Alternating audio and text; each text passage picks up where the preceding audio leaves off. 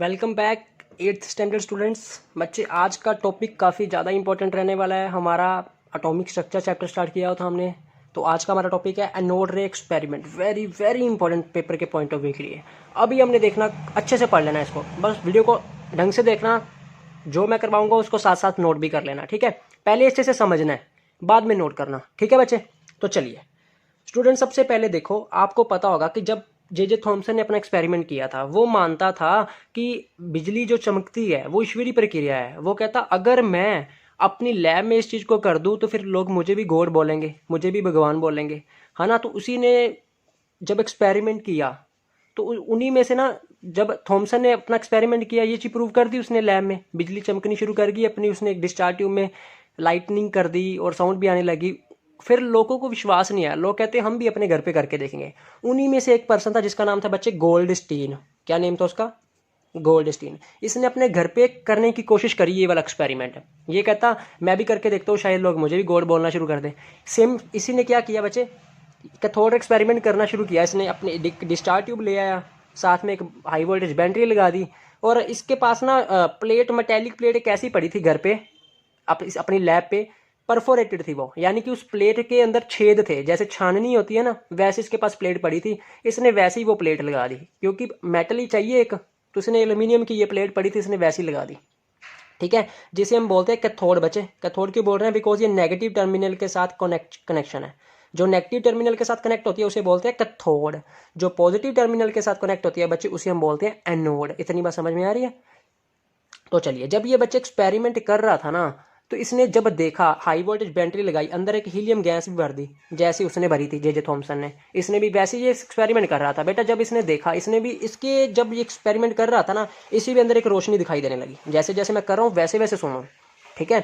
इसे भी एक रोशनी दिखाई देने लगी, तो इसे हो गया भी भाई, जैसे जे थॉमसन कर रहा है वैसे तो मैंने भी कर दिया, अब लोग मुझे ही भगवान बोले। लेकिन इसने एक चीज़ एक्स्ट्रा और देखी। एक चीज़ एक्स्ट्रा पता है इसने क्या देखी बच्चे?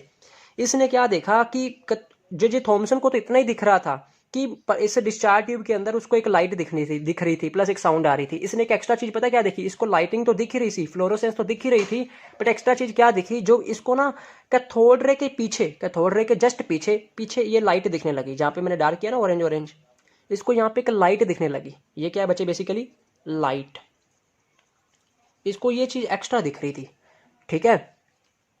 तो अब ये सोचों में पड़ गया, यार ऐसा क्यों हो रहा है, ऐसा क्यों हो रहा है? चलो लाइट तो आ रही है अंदर, तो लाइट इसलिए दिख रही है बिकॉज जे थॉमसन ने बता ही दिया था कि यहाँ पे इलेक्ट्रॉन होते हैं जो इस डायरेक्शन में जाते हैं और पॉजिटिव प्लेट की तरफ अट्रैक्ट होते हैं, जिसके कारण हमें ये फ्लोरोसेंस दिखती है। लेकिन अगर लाइट इस डायरेक्शन में जा रही है तो फिर पीछे लाइट क्यों दिख रही है?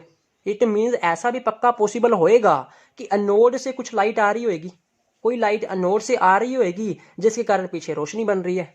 इसने ये सोचा, जिसको इसने नेम दिया था अनोड रेज। अनोड रेज क्यों दिया? बिकॉज ये वाली जो रेज थी वो अनोड प्लेट से आ रही थी। ये सोचा इसने जस्ट, उसके बाद। लेकिन अगर सोचने से क्या होता है, कुछ एक्सपेरिमेंटल वेरिफिकेशन भी तो देना पड़ेगा ना इसको, कुछ रीजन भी तो बताना पड़ेगा इसको। तो बेटा इसने क्या रीजन बताया, अब ध्यान से सुनो। सबसे पहले इसने करेक्टर क्या देखे, इसने क्या देखे बच्चे, ध्यान से सुनना। इसने क्या देखा बच्चे? बेसिकली अंदर हीलियम गैस भरी हुई है, आप सभी को पता है अंदर कौन सी गैस भरी हुई है? Helium gas.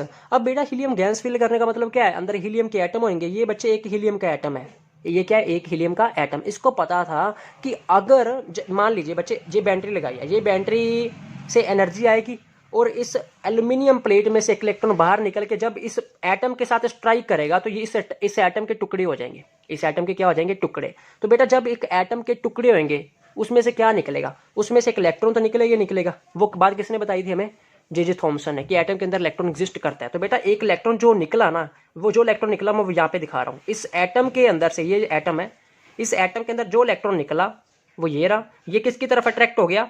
पॉजिटिव प्लेट की तरफ अट्रैक्ट हो गया। जब ये पॉजिटिव प्लेट की तरफ, ये तो एक इलेक्ट्रॉन दिखा रहा हूं, ऐसे इसके अंदर हजारों इलेक्ट्रॉन्स होंगे जो पॉजिटिव प्लेट की तरफ अट्रैक्ट हो रहे होंगे, और उसको हमने नेम दिया था कैथोड रेज। आपको याद होगा, ठीक है। सो बच्चे इसने एक और बात सोची। इसको पता था कि एटम जो होता है ना वो न्यूट्रल होता है। एटम क्या होता है? न्यूट्रल। तो इसके माइंड में क्वेश्चन आया, अगर एटम न्यूट्रल होता है, अंदर एक अगर कोई नेगेटिव वाला पर्सन रह रहा, तो ऑब्वियस है इसको न्यूट्रल करने के लिए एक पॉजिटिव पर्सन भी जरूर रह रहा होगा। अगर कोई एक नेगेटिव चीज रह रही है तो इसके अंदर उसको न्यूट्रलाइज करने के लिए पॉजिटिव चीज भी जरूर होगी, एंड जो पॉजिटिव चीज होगी वो पक्का नेगेटिव प्लेट की तरफ अट्रैक्ट होगी। क्योंकि हमने बेटा यहाँ पे हाई वोल्टेज बैटरी लगा रखी है ताकि पॉजिटिव चार्ज मूव कर पाए। ठीक है, इसने सोचा अगर कोई पॉजिटिव चीज रह रही है तो फिर किसकी तरफ अट्रैक्ट होगी, नेगेटिव प्लेट की तरफ अट्रैक्ट होगी। तो बेटा ये पॉजिटिव चीज मैं दिखा रहा हूँ, ये किसकी तरफ अट्रैक्ट हो रही है, इस नेगेटिव प्लेट की तरफ, यानी कि कैथोड की तरफ। बेटा जब इसके साथ ये पॉजिटिव चार्ज स्ट्राइक करेंगे, वो इस, मैंने बताया ना छाननी टाइप होता है जैसे, ये स्पोर के अंदर से क्रॉस करके और पीछे हमारी डिस्चार्ज ट्यूब से स्ट्राइक करेगा। जब स्ट्राइक करेगा हमें क्या देता है, स्ट्राइक करने के बाद हीट प्रोड्यूस करेगा, और इस हीट प्रोड्यूस के कारण क्या होता है, हमें लाइटनिंग दिखने लगती है। इतनी बात समझ में आ रही है बच्चे, हो क्या रहा है सारा प्रोसीजर। देखो मैं दोबारा से एक्सप्लेन करता हूँ जल्दी जल्दी। यहाँ पे एनर्जी मिली बच्चे इस बैटरी की हेल्प से, इस मेटल से एक इलेक्ट्रॉन गया और ये इलेक्ट्रॉन भागता भागता एटम के साथ स्ट्राइक करा।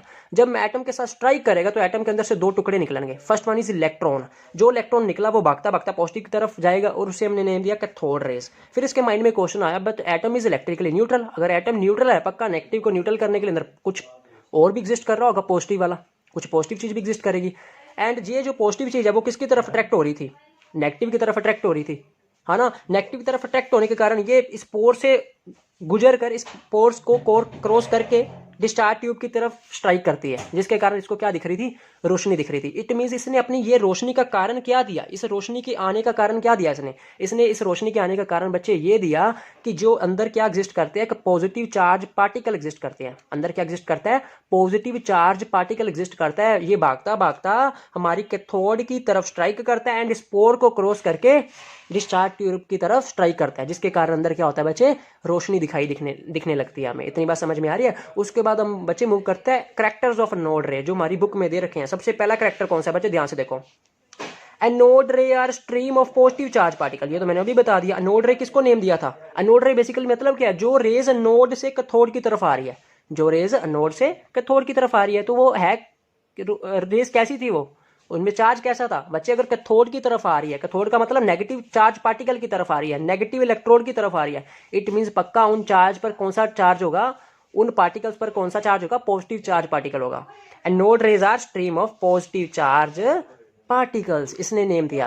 क्यों दिया, बिकॉज ये वाली रेज कैथोड की तरफ आ रही थी। समझ पा रहे हो। सो सेकंड पॉइंट देखते हैं बच्चे, the particle constituting anode rays differ with the gas used in discharge. बेटा उसने क्या किया, इसने ना अपने एक्सपेरिमेंट को अलग अलग गैसेस लेकर करा। पहले इसने हीलियम ली, फिर इसने अंदर ऑक्सीजन फिल कर दी, फिर इसने आर्गन फिल कर दी, फिर इसने हाइड्रोजन फिल कर दी।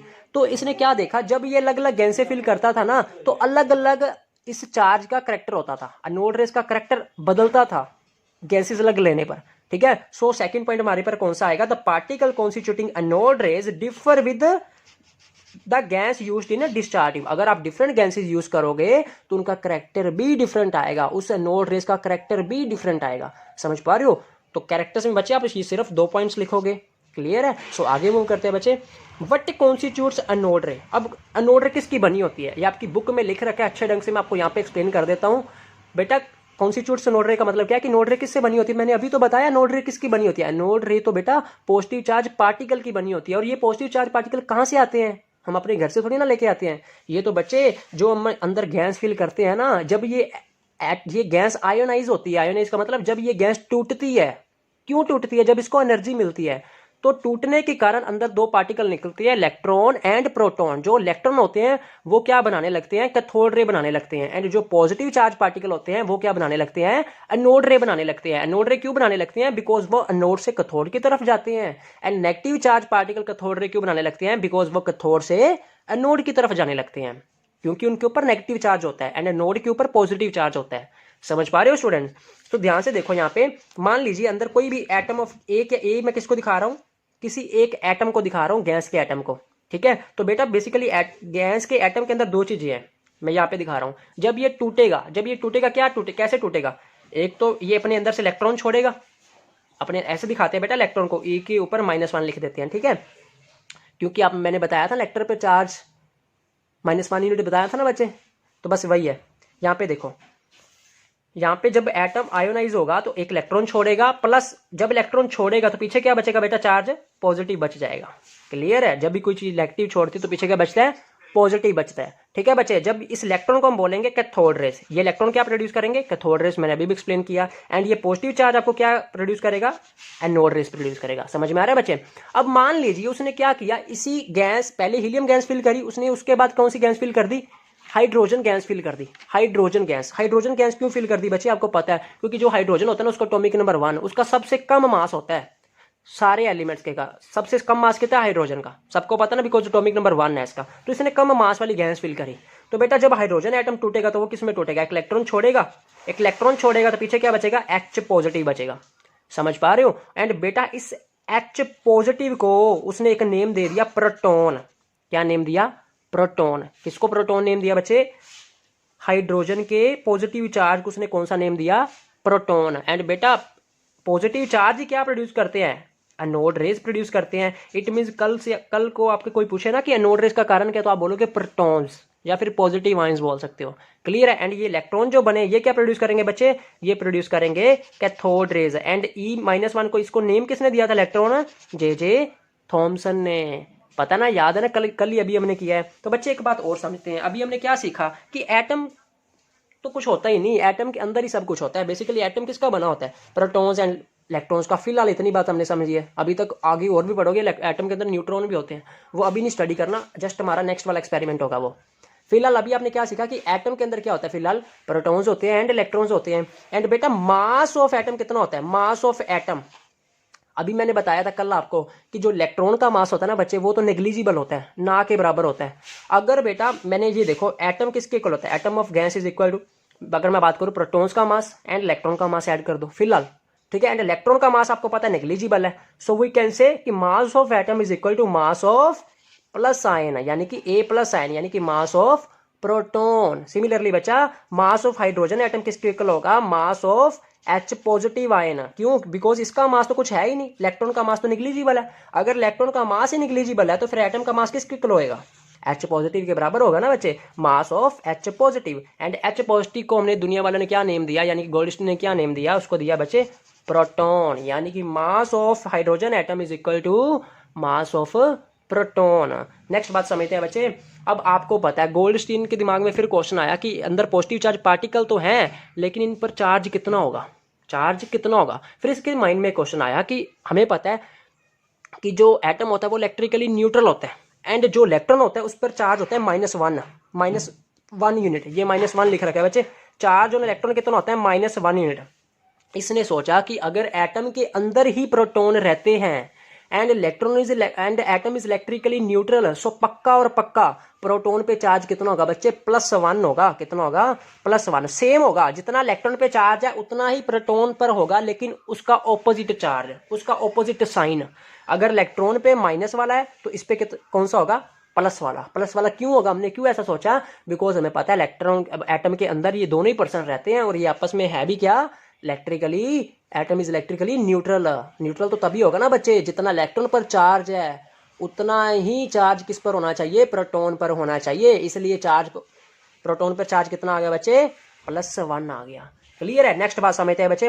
अगर आपसे कोई पूछे कि मास ऑफ प्रोटॉन कितना होता है, एंड जैसे पूछ ले कि give relation between mass of proton and mass of electron, तो आप कैसे आंसर करोगे उस चीज को, ठीक है। तो बेटा मास ऑफ जो प्रोटॉन होता है ना, उसका mass of proton is very very higher than mass of electron.